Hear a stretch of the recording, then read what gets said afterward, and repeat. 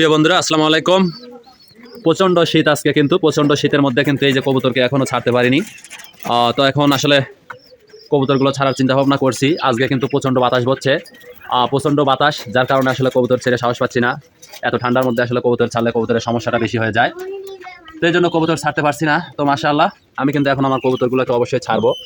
আর এই যে আমার প্রত্যেকটা খোপে কিন্তু এরকম এই যে সুন্দর দুটো করে বেবি আছে। আর এই দেখুন প্রচণ্ড শীতের কারণে কবুতর কী অবস্থানে আছে, কীভাবে আছে। তো অবশ্যই এই শীতের মধ্যে আসলে সকাল সকাল কবুতর ছাড়লে, সকাল সকাল কবুতরকে খাবার দিলে পরে হয়তো একটু ঝামেলা হতে পারে। এই জন্য কিন্তু আসলে কবুতরগুলোকে আমি ছাড়িনি। কবুতরগুলোকে এই যে এখন অনেক বেলা হয়ে গেছে, তো মোটামুটি আমি কিন্তু আমার কবুতরগুলোকে এখন ছাড়বো।